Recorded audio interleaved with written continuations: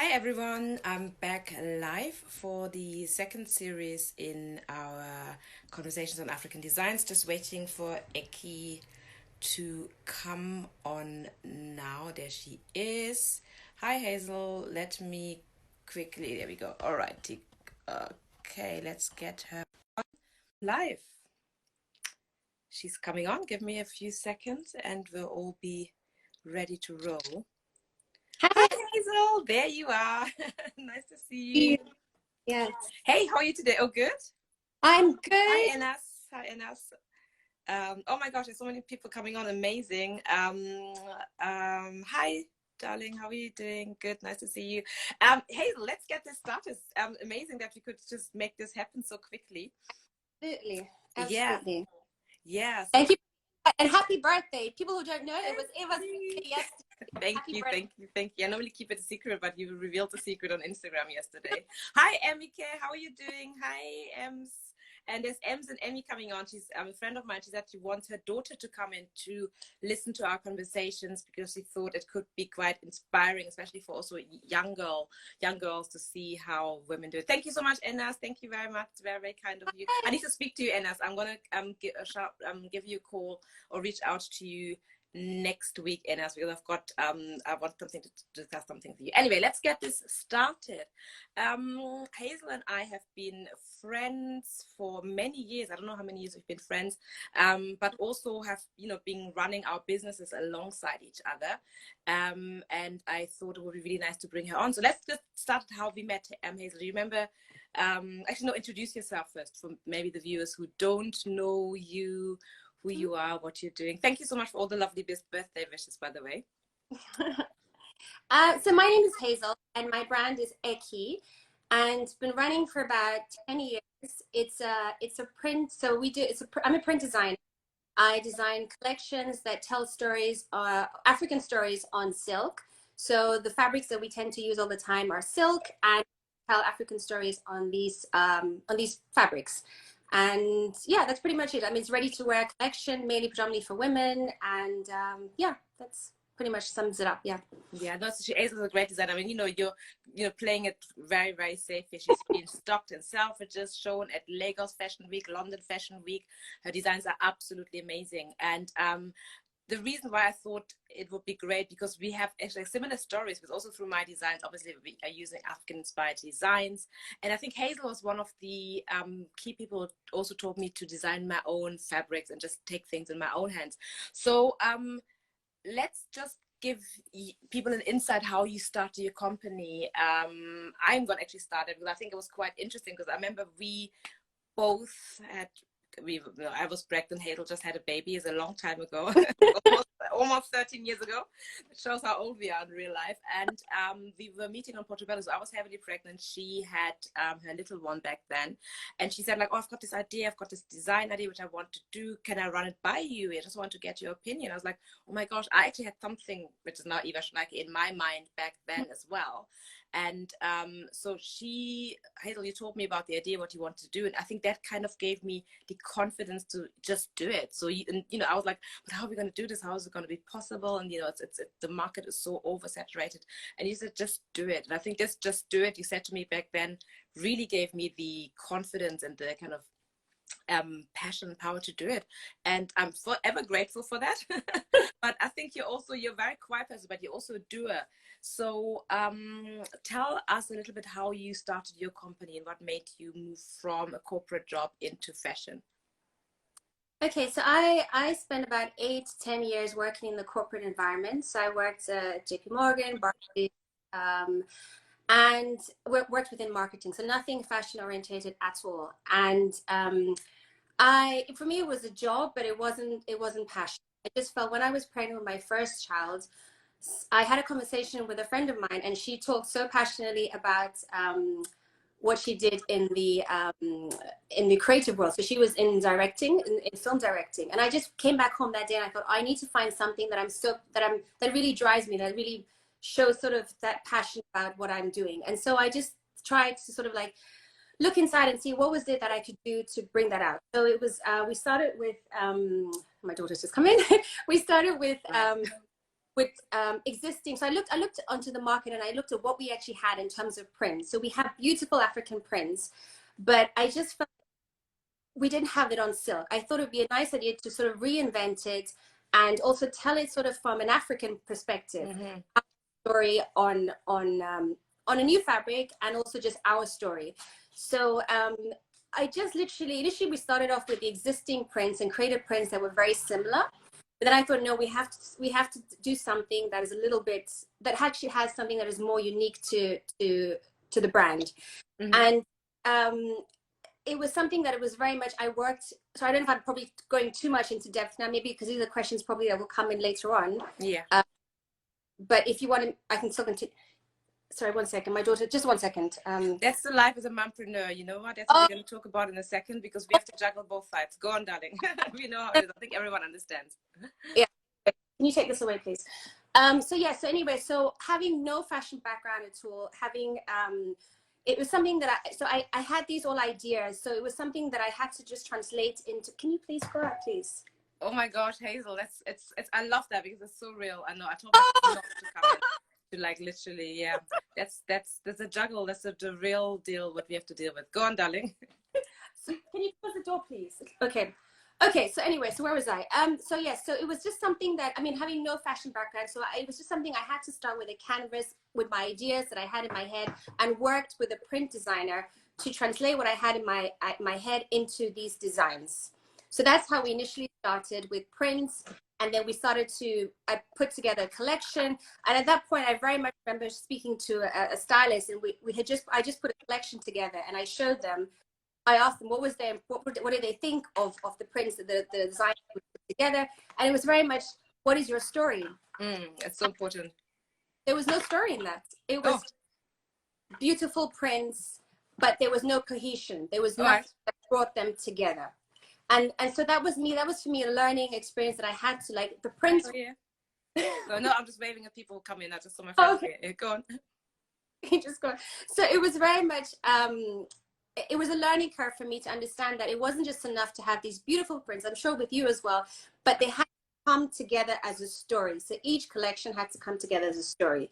So that's how we started out. And then, I mean, I can go. Sorry. And then literally from there, I then had to, I got to a point where I actually had to teach myself how to design the prints, because everything was in my head, and some things get lost in translation when you speak with another designer to then bring your thoughts to prints. So basically I taught myself how to design my own prints, and that's where we are at the moment. So that's where everything that I am inspired by, I sit down and I have my passion, and I literally sit down on Photoshop and just create those prints. It's amazing because it makes a real difference if you have your own story and your own take. Because I had a similar story. So I started with Ankara fabrics. You know, I thought, like, let me go out there, source the most beautiful Ankara fabrics. And maybe the advantage I had that I was working in fashion before, and I was a journalist. So I knew that there had to be a story. So I went out to try to source the Ankara fabric to create an interior story.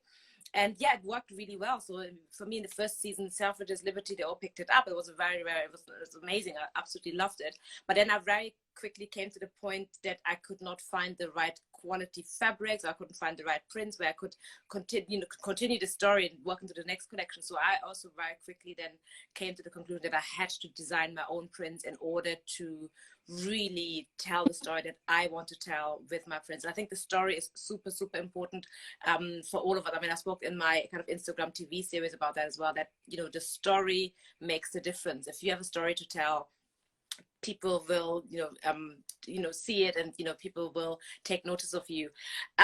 So why is it fashion for you? And then obviously for me, interiors, but why did you decide to branch into fashion in the first place? You could have done anything else, but why was it fashion? For me, it was fashion because for me, I feel like fashion creates emotion.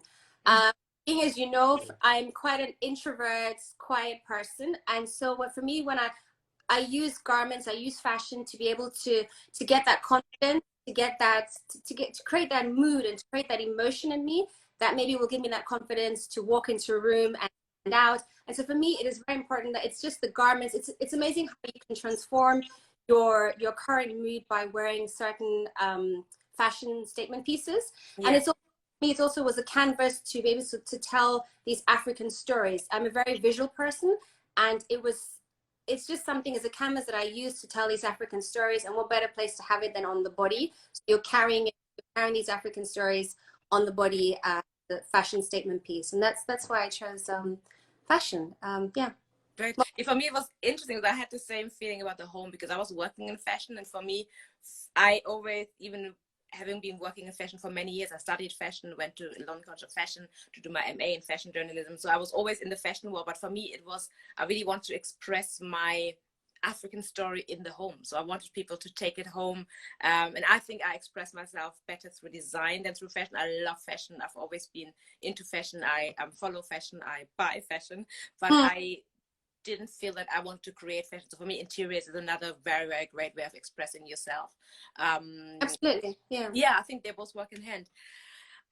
Let's talk about our journey. So I've got a little piece of paper here. I need to look it up because I don't have it all my. Let's talk about our journeys as African print designers. Why? I think you explained it already. Why you are printing your own designs, but tell us a little bit about the print process. I get so many people who come to me. It's like, how do you print? What's the process? How do you come up with the ideas? Can you tell us something about the process you use as an African print designer? So revealing your secrets. Hi, hello Tolu. There's so many amazing people joining. Thank you so much for coming in. Right, like I said, there are prints on the market currently, and I just felt there was room for more people to tell the African story. It was just my interpretation of my Africa, of my continent, how I see it through my lenses, my journeys, me growing up there, and just taking snippets of that and just putting that onto a nice canvas and telling those stories. And I've always been inspired by nature and culture. So those are the two themes that I always go by with every collection. And then for me, it's always traveling back into Africa, to the continent. Yeah.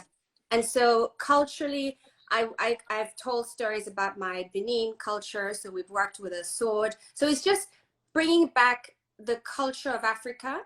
That's what people it still stays at the forefront of people's minds, and it doesn't sort of get diluted and forgotten. And it's very important that the story is told from us. Yeah. And everybody has a different way of interpreting. You have a different way of interpreting it than myself. So I think it's just nice to see that interpretation.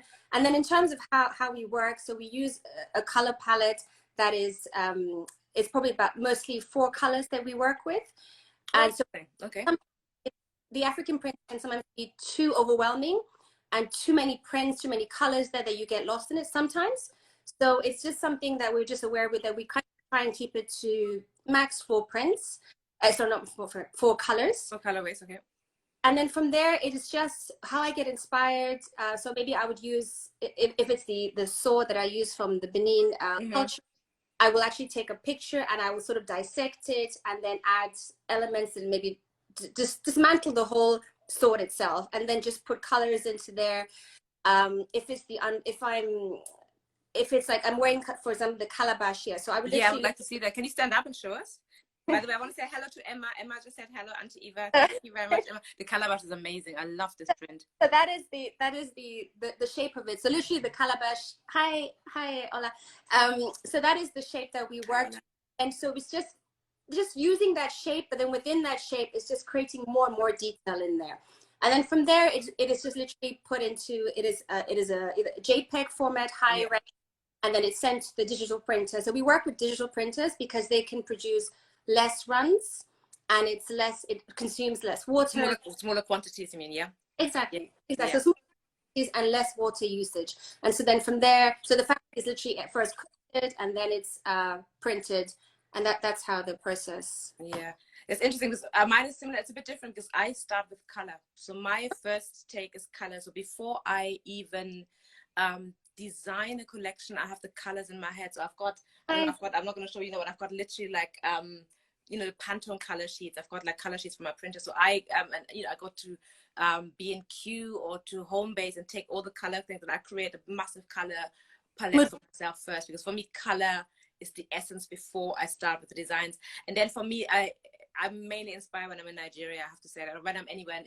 mainly in West Africa and Africa. That's why I see things. So I love architecture. I love everything you see, you know, on the streets around you, structure, buildings, nature. I mean, literally everything. And then for me, things just come. And I always say to people, I have, for the rest of my career, I think I have all the collections are already stored in my head. They're all there.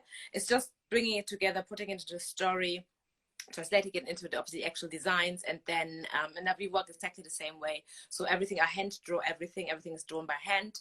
I love drawing. Say again? You hand draw. I don't hand draw. I hand draw everything. I mean, mine, because mine are maybe also less delicate than yours, because it's a different thing. Yeah. Everything is hand drawn, and then, you know, obviously the black and white hand drawn sketches are saved into Photoshop, and then, you know, I've got the colors already. Then I work on the colors, and I think for me the color work takes the longest time to get the colors right. Okay. And then you obviously, you know, you then as well, they're digitally printed, and you send them to the printer, and they come back, and I was like, oh my gosh, the colors are awful. And it goes to the next process and the next process. But you know, you get there in the end, but it's a long, long, long process. So look at the African aesthetic that can be seen throughout yours and obviously my work. How would you say the response from buyers and press has been to you? And do you think that potentially your work would get a different recognition or different reception if it would not be African inspired, or would have less of the I call it African is such a complex word, because we all know we can't put it all into one word, but if it wouldn't have the African element that you're putting in there, do you think it would be an easier journey for you potentially?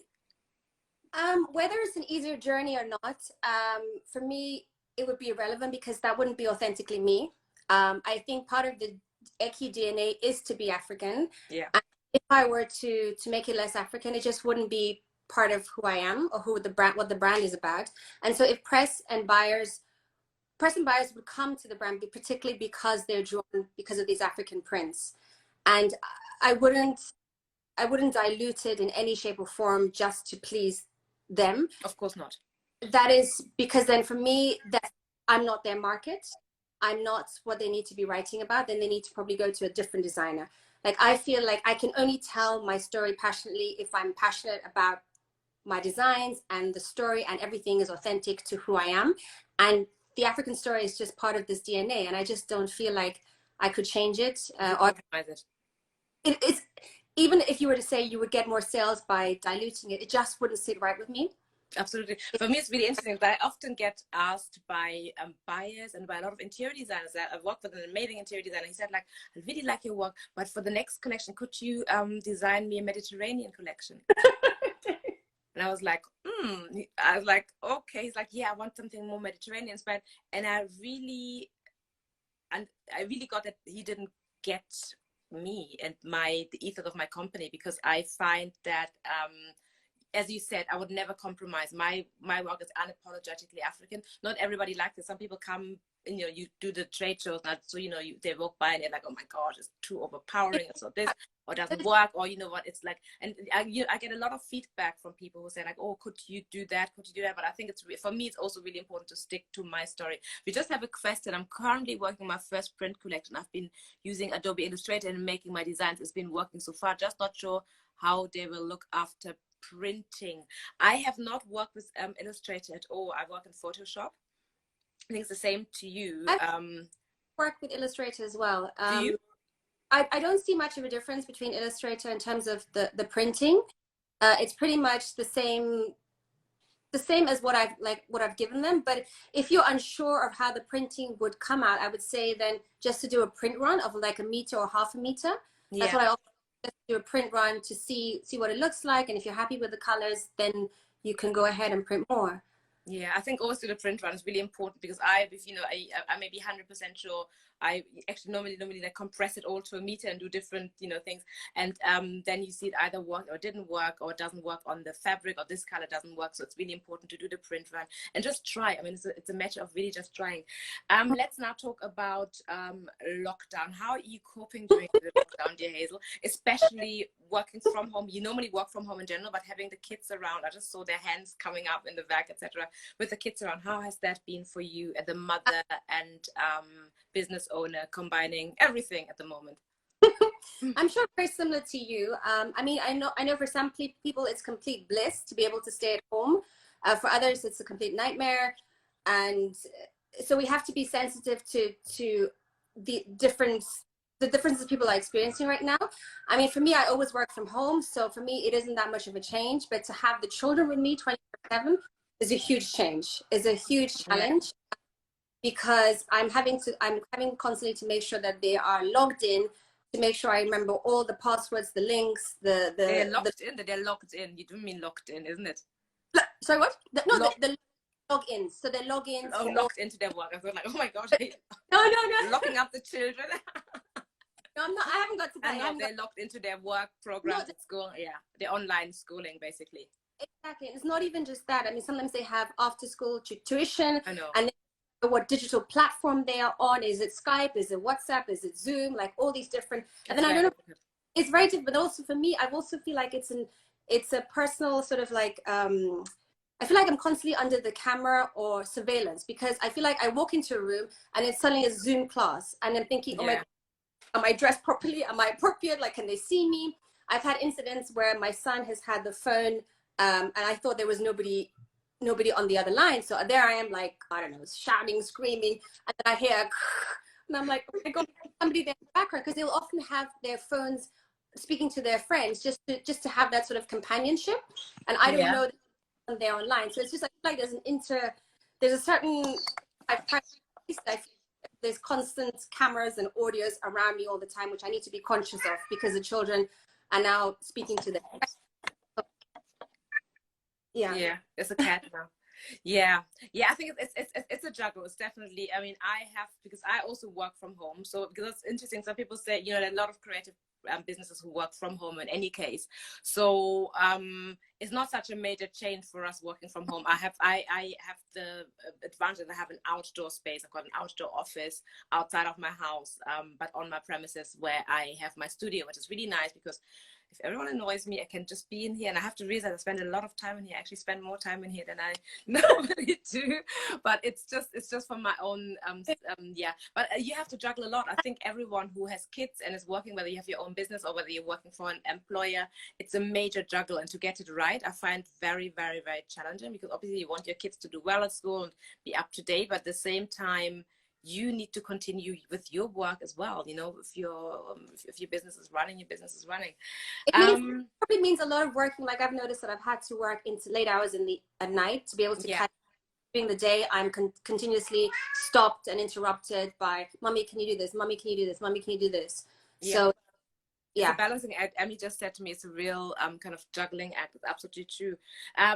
So we're both mothers. How do you think our work impacts our kids? Were your parents role models for yourself when you grew up? And do you think that has had an effect or an impact on how you run your business right now? How do you think it's tough? And as I said, sometimes you shout, sometimes I have to, like say to the kids, stay out of here right now because I'm doing something. How do you think that impacts our children? I think working, them seeing me working from home and being an entrepreneur, it has two sides to it. I feel like I'm often, I get sort of told, I'm a bit of a workaholic, so I can spend forever in front of the computer working, and I get my children complaining that I'm always working, I don't have enough time for them. I've been told that I'm a crappy mom because I know things with them. Other moms are out there taking them doing this and that. I'm like, I'm trying to grow this business, and so it means 24/7 being logged in. But then on the other hand, I've also sort of chuckled to myself, because I've seen my daughter. She will take an outfit and she'll literally cut it up and upcycle the dress. Yeah, you see? Something else. Or I've had then where she wanted to have a pencil case, and I refused to buy one for her. And so I then saw her sort of like creating bracelets, and I was like, okay, creating bracelets. But then I get a call from one of the moms at school and saying that my daughter is selling these bracelets to her daughter to be able to buy the pencil. Oh, bless her. Amazing. Yeah, I know. She shouldn't be doing that, but that's also the entrepreneurial side that she's learning and she's seeing. Yeah. I really believe that's super important. Hi, Yuan. Because I see that my parents were both, I mean, entrepreneurs. My mom was a doctor, my dad was an entrepreneur. So they were always working, they were always busy, but they also always had time for me. They never missed anything, when I had a rehearsal at school or anything. They were always there, but I saw them working, and it really, I had my own little business. I don't know how old I was. I think I had a student newspaper when I was in year 5, and, I always did things. So I think it's really important. I had this really interesting, because my kids are entrepreneurs. My daughter has her school is also very supportive. So she has an entrepreneur club. They make these mini backpacks. They're the cutest little backpacks. And I think she ordered them out of matchboxes, and she ordered, I don't know how many hundred. And they were allowed to sell them at the school. So part of the whatever you call it, the money they're making, sorry, my brain's gone foggy, sorry, goes to charity, and other part goes to school, and the rest they can split. And she's also far earned £30 selling them at school. It's absolutely amazing. I'm so proud of her. She's got so many ideas. But I had this incident some time ago when I had this, what we talked about yesterday, my press experience when anyway, I've got a hefty fine for, it's not a fine, I mean, you have to, we'll talk about it in a second when it comes to our struggles. But anyway, I was at a stage, I think it was last year in April, about this time, where I was like, okay, that's it. I'm going to close the business. I cannot do this anymore. I've had enough. I have a Shopify website. I didn't delete it, but I permanently closed it down. I can't do it anymore. I had enough. I just can't be bothered. It's too much struggle. And my kids actually convinced me to keep it going. They were so supportive. They were like, Mommy, no, under no circumstances ever continue. You're brilliant. You're really, really good at this. Everyone goes through ups and downs. That's just like a low point in your life. It was the kids. They were like preaching to me. I was crying hysterically. I can be very hysterical. I was crying and shouting. I was like, I can't do this anymore. And they were like, no, and it really resonated with me, because I really felt that they understood the importance of the business for me, and then hopefully also for them. They really will, when it comes to when they're in their life, that they will, become entrepreneurs potentially. I think that both of my kids are very entrepreneurial, and I would 100% support them in doing anything. I mean, it's tough, but it's nothing greater than running your own business and enjoying the work you're doing. Thank you so much, Emike. So Eva, can I ask, how do you juggle sort of the time that you spend working with spending time with them? I know going to all the events at school, I'm sure you tick all of that, but then how do you juggle that time where you're focused on work, and then they want your time, but you know that you have to log in because something has failed, or you have to speak to production, but there's sort of the background shouting for your attention. Are you talking about lockdown period right now? No. Or general? It's really difficult. I really think you have to balance it, and you have to sacrifice. I spoke to someone else the other day, and you have to sacrifice on both ends.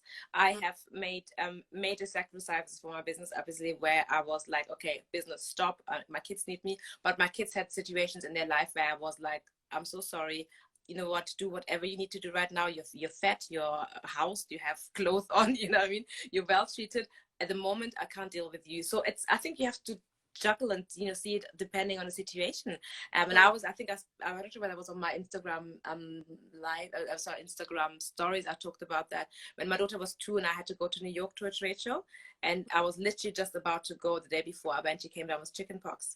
And it was literally, what do you do? It's literally, oh my gosh, what on earth are you going to do? And I was like, my husband was like, oh God, I think you have to stay here, because, he's not, he's great with them, but he didn't know what to do.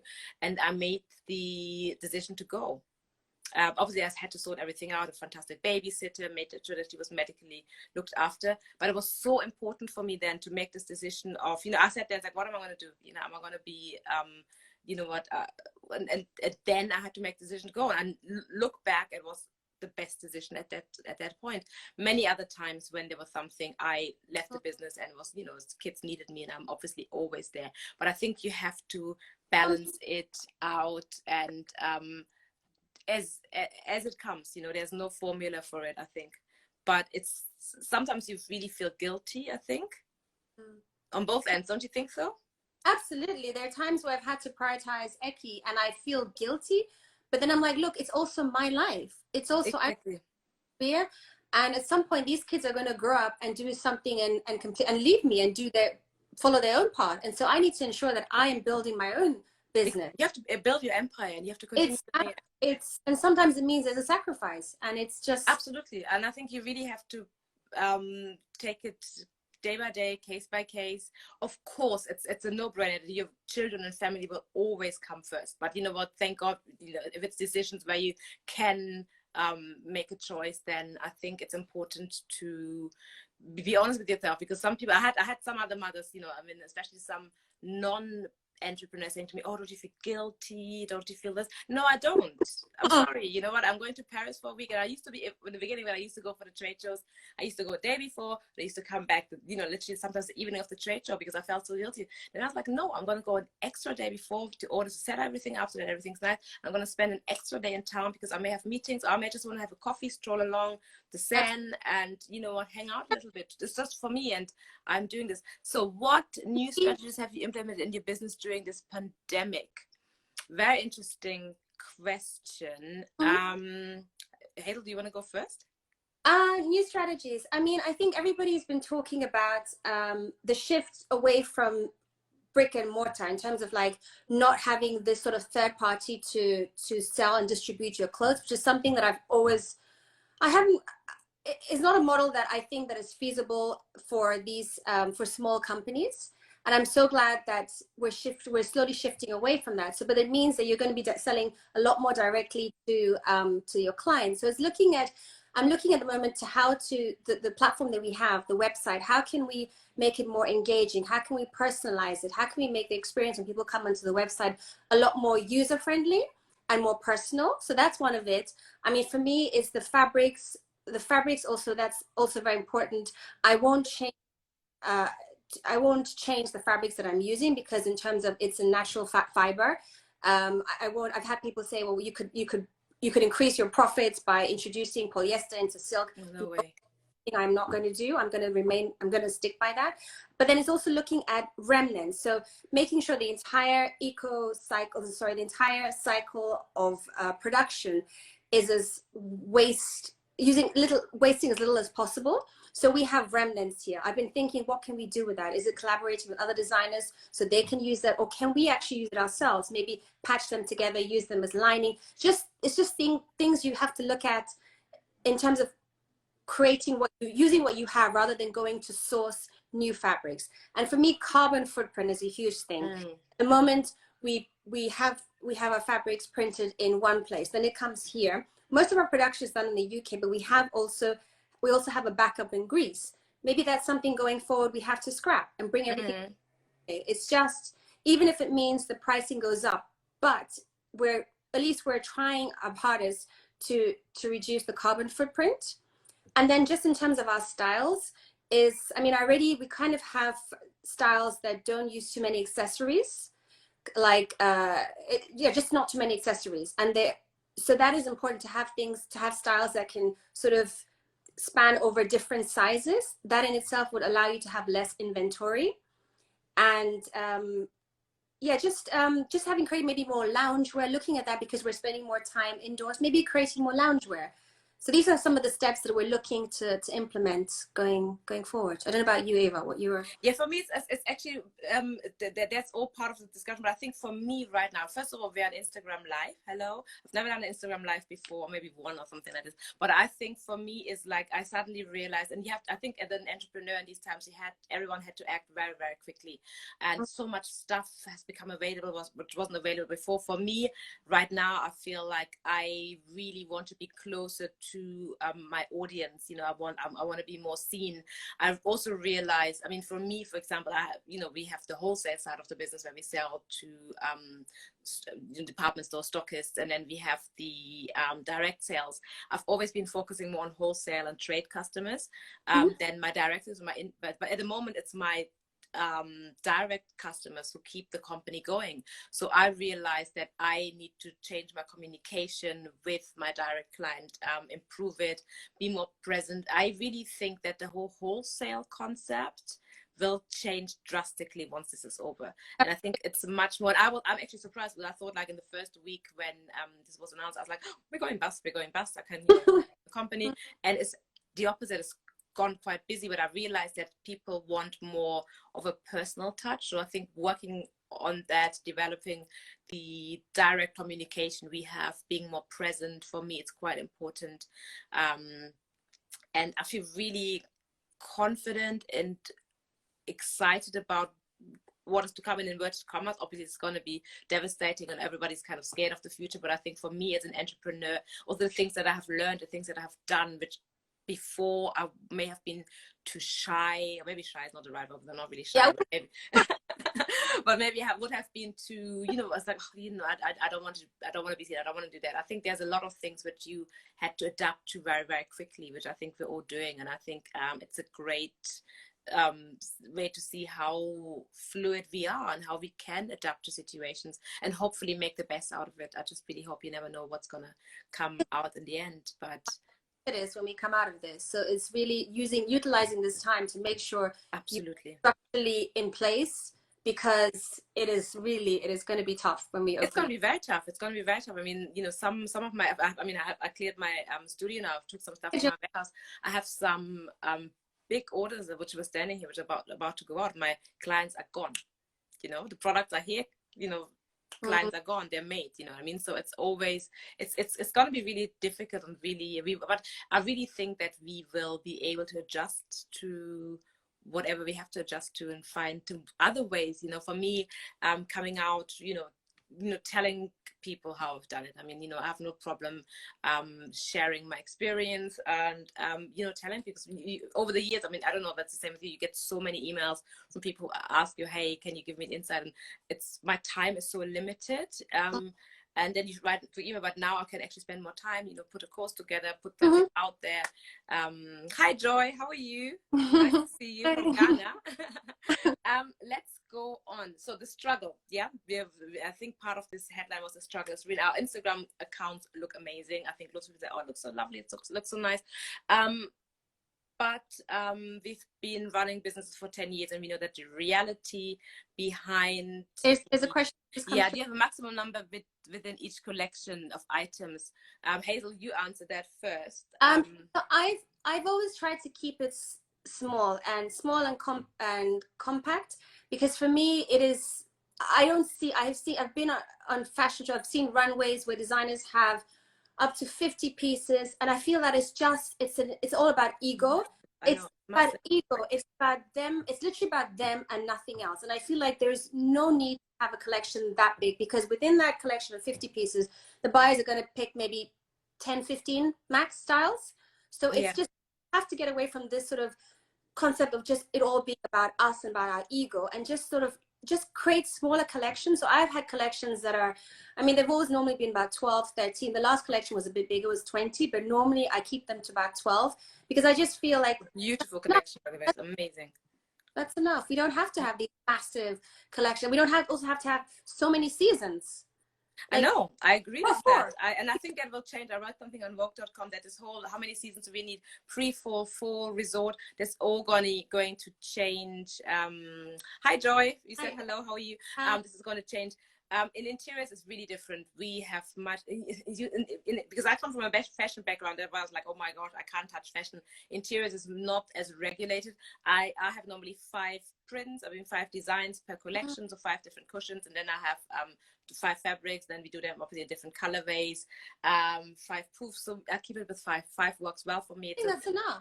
An odd number, you can style it nicely, but it's absolutely enough. It's enough. You don't need more.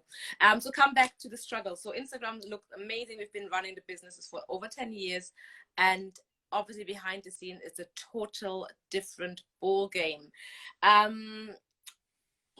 Tell me about the difficulties and struggles you've been facing. I know we could be on this chat for another 24 hours talking about it, but I think the most important thing is how you have overcome or are still overcoming the daily struggles. What are the key problems you think running your business, and what have you done, are doing to keep going, keep still running?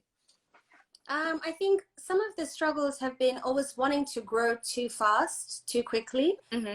For the beginning, when I started this company, I just could have jumped onto any and every platform that came about, and not really thinking it through. This was a platform that would translate to sales, or I mean, I've lost a lot of money buying into or being sold an experience that was going to promise me X amount of exposure, and at that I bought into it. I wasted tons of money. Right now, if someone were to come to me with that sort of package, I would tell them to piss off.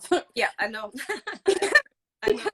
I don't need that kind of, I know exactly where you're coming from. You're just coming to take my money and then sort of just bugger off, and that's it. So I have just learned to accept that the business will grow organically, and it's okay.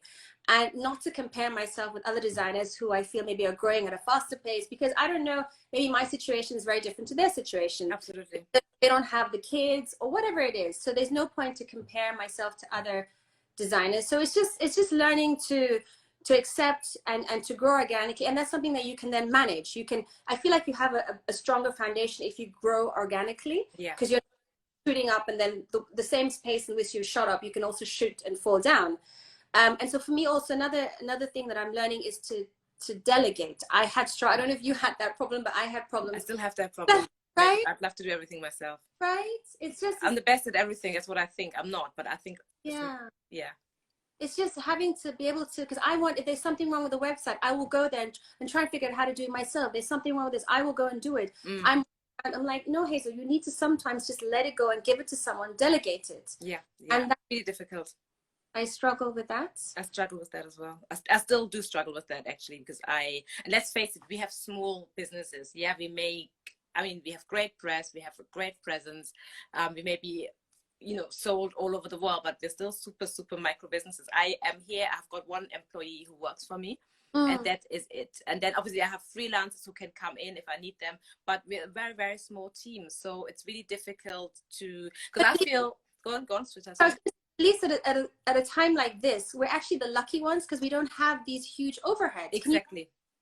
Huge overheads right now. Exactly. Imagine you would have 100 employees or something like this, So I think we are actually lucky enough to have kept yeah. It's still small, but it's still global, but it's still small. Exactly. And I think that will also sustain us. So I think it's really important too, because people come and they say, like, I've got this idea of this brand. I want to do this. And when I started with the brand, I was the same. I wanted a lifestyle brand. So I had fashion items, I had accessories, handbags. I still have the makeup bags. Not sure whether to keep them or discontinue them. Let me know, people, what you think, because I'm not sure. And I had this. I want to do bedding. I want to do this. It was a whole big lifestyle brand.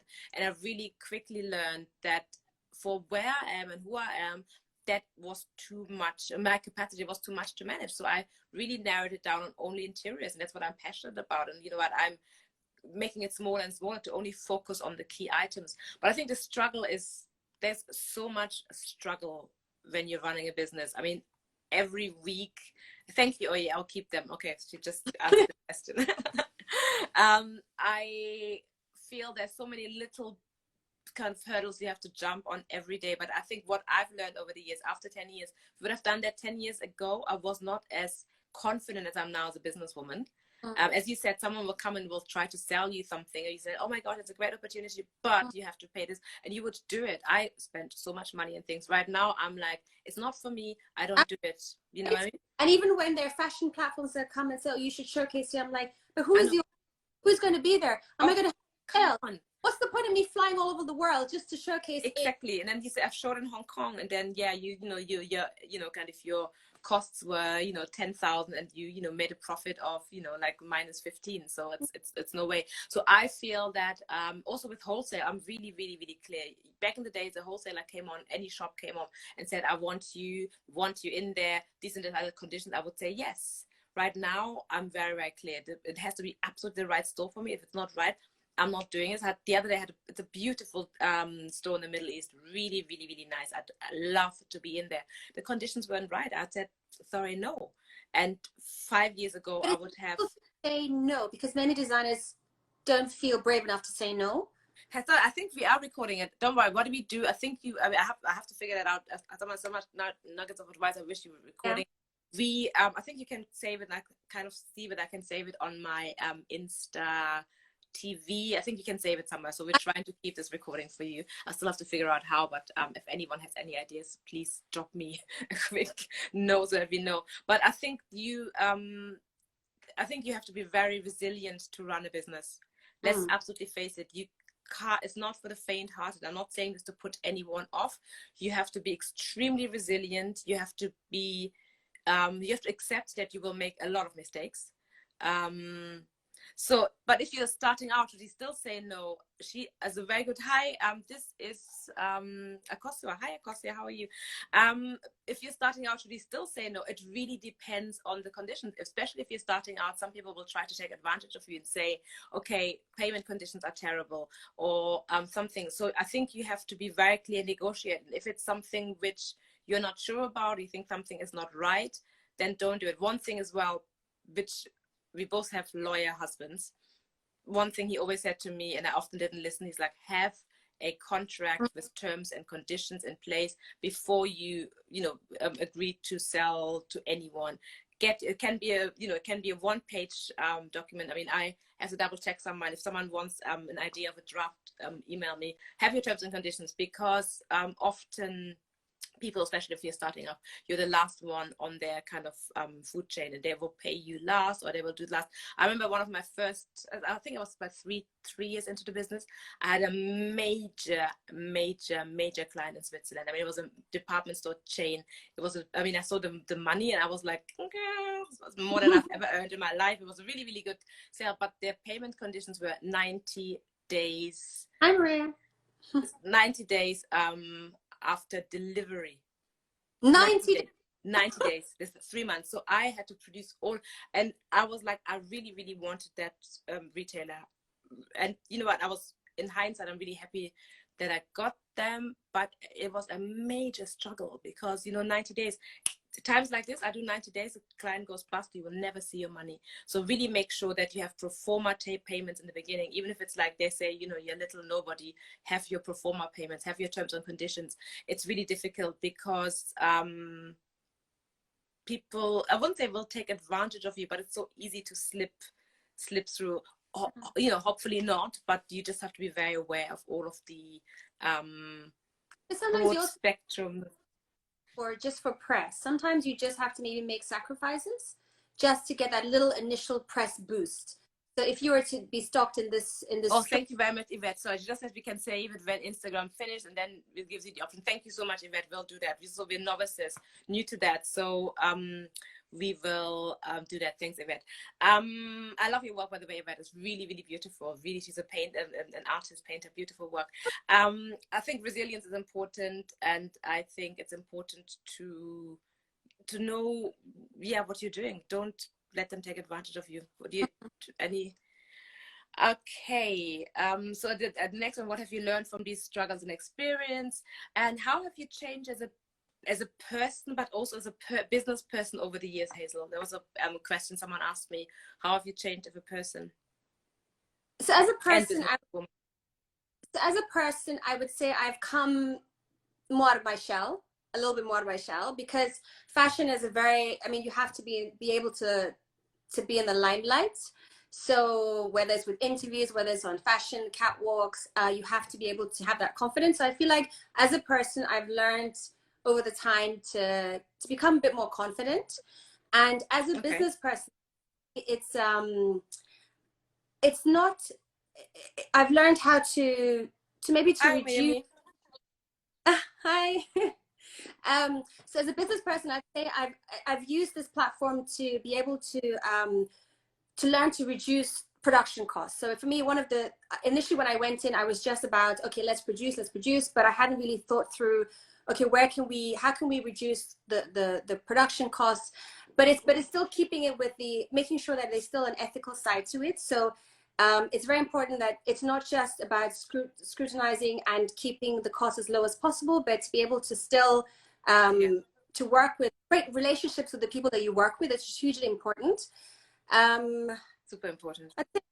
And for me as a business person, also to try to create aesthetics that can work over different sizing. So you're reducing the inventory that you're having. So if you're creating styles that sort of can lend itself towards different sizes, so you don't have to have so many. I mean, you don't have that problem with cushions, but within fashion you have to have no. Okay, I never thought about it in that term. So that you have which fits different. Exactly. Creating designs that sort of can accommodate more sizes. And so you don't have to do all the small, medium, large. Interesting. I never thought about it from that point of view. Yeah, makes sense, of course. Also, it's okay. I always thought for every collection you had to reinvent yourself and bring new styles. And so again, that was another learning curve that I was like, okay, no, just in order, just bring styles that you've brought in before and just change them up with prints, and that'll change the same. Right? So people can see that this is consistently the same sort of brand. You're not diverting yourself too much. And so they know it's just going to be a change of prints, not completely a change of style. And that in itself the cost down, because for every new style you have to pay for patterns. So it's just something that you just learn over time. So that's it. Yeah, that's really interesting. And I never thought about it from this point of view. So for me as a person, I mean, I think everyone who grows older over the years, I think not everyone, I don't know whether I felt like I've grown much more confident as a person, and as a businesswoman I've grown more I'm more at ease than I was in the beginning. When I started this business, I was like a baby shark in a tank, like a piranha, like literally, like and I'm still a shark. I'm still active, but I think you really calm down, and I really feel that as a businesswoman, I always knew what I wanted, but now I really know what I want, and I know what I don't want, and I'm really, really clear distinguishing it. Say again? And you're happy to say no. I think you've like absolutely. At the beginning, everything was yes, yes, yes, yes. Yeah, we said yes to everything, and we're like, there was an opportunity, and you were like, let's do it. And someone said there's a fantastic trade show somewhere, and I was like, I've got to be there. And now, and I felt if I wasn't there, I felt like I was missing out, and I felt really bad about it. And I thought like, oh, I'm not. So I think as a you really, really calm down. I think I'm a better business person. I think I understand my industry, my company. It's like a child. I mean, your company is, you're so close to your brand that I feel, we're kind of one. We work together. It embodies me, and I embody my brand. I think we're just like, semi-students, but I think it's really, really important to feel really comfortable. I really feel that I think as a business person, I love my job more than I loved it. It's not a job. I love what I'm doing more than I loved it when I was in the beginning. Right now, so many things come much easier to me, and I think that's the sign of I'm really happy about that. I'm actually really, really happy. I feel really blessed, and I feel very positive. Don't get me wrong, not every day is good. There are days when I just want to bring this press story in. Anyone listens who so what are your long-term goals? Where would you like your brand to be in the future? Hazel, over to you. What are my long-term goals? I mean, I'd like to see, for me, I'm as a print designer, I'd love to see how my prints can be diversified and be used. I mean, at the moment they're used within fashion, but maybe over the long term, they could be used in other areas. So it's just how that can evolve, the prints, how they can evolve into different sectors, maybe different areas. So for me, I would love to be able to expand on that, whether it goes into interior, I don't know, or into something else, but it's just something that I'd like to expand with. And for me, again, where would I like to, I would love to do more with, I would love to be able to do more in Africa, but the way the fabrics that I use at the moment are silk, and we don't have the mulberry silk in Africa, and I don't think, to my knowledge, we can print in Africa yet. In West Africa, there's certain markets in Africa where you can do digital printing, but in terms of the costing, don't worry, you're not asking too much. Don't worry, you don't ask too much. Keep on asking. We love questions. Sorry. So that is something I would love to. So I would love to maybe diversify and to be able to maybe even just some part of the business to work within Africa, whether it be working with a community in Africa, maybe it's printing on cotton and doing certain things that we can do in Africa. That would be my passion. I'd love to do something. Yeah, that's really important. I think it's important, that we bring, because we get a lot of, So for me, it's interesting because I've listened to a lot of podcasts, and I've got some amazing mentors. And someone said to me, at the moment you've grown your business, you now have to scale. Yeah, because we've been doing it for 10 years. If you wouldn't have grown, of course you can always grow, but I feel like I have grown my business now. I need to scale. I'm very comfortable of where I am with my product selection. So I want to continue scaling, basically increasing sales, but not just to make more money, but also to, I think for me, it's really the passion still of having an African inspired, I call it, aesthetic on the luxury market. I think I still have a very, very much longer way to go. And many other designers who are there with me or came after me or before me, I think we all still have to work with us. It's still quite difficult to get our aesthetic to where I think we want to be. And then coming back to producing on the African continent. So for me right now, unfortunately, due to lockdown, I've got a new collection. I'm not going to show it to you. It's lying here. The samples are ready. It was supposed to be shot in May this month. And I have actually a fabric, a textile collection, which I made in Nigeria, which is going to be combined with my fabrics here. And I also have some pottery, which will be included into the collection, which was made for me specifically with my designs in Nigeria. So I'm really, really keen on incorporating more production of elements of my designs will be produced back home in Nigeria. For me in Nigeria, or anywhere in West Africa, but for Nigeria it's obviously the easiest way for access for me. So that and then also for me it's important to give back. I really want to teach people how to achieve that, because it sounds so impossible. It's absolutely not. Hazel and me are two normal chicks. Maybe not normal, but we were just two chicks, and we were like, yeah, we did it, and so many people think it's like rocket science. It is not rocket science. And I think it's important for people to know you can do it. You have to be strategic. You have to know what you're doing. You have to have a great product. You have to be resilient. You have to have an extreme hard work ethic. Don't get me wrong. Nothing comes easy. You need to be determined. You need to work extra hours. I think all of these characteristics, if you have that in you, then you can do it. I agree. Yeah. So, to finish on a positive note, so I'm reading this because I used to be a journalist. I used to be able to do that all without anything, but I have been out of journalism for over a decade. So to finish on a positive note, how do you feel about your business and what you have achieved over the years? I'm not just talking about in terms of exposure and financial achievements, but in a bigger picture, as a catalyst for African design, for women, for your own children, how do you feel after being in business for so long? Because we often undersell ourselves, like, oh yeah, I'm just this, I'm just that, and I think we need to change that. So how do you feel? I feel because I said I didn't come from fashion school. I didn't go through the whole conventional training of fashion.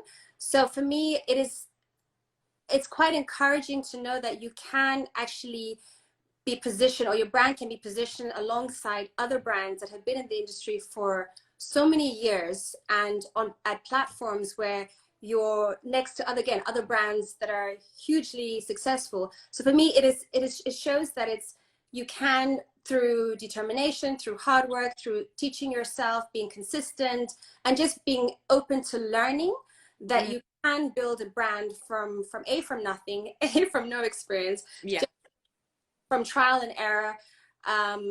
That it is possible. It is possible. I mean, I've been invited to platforms where in my wildest dreams I'd never think because it took me a long time to. Why does it say 154 remaining? Can we only be on for an hour or something like this? I don't understand why.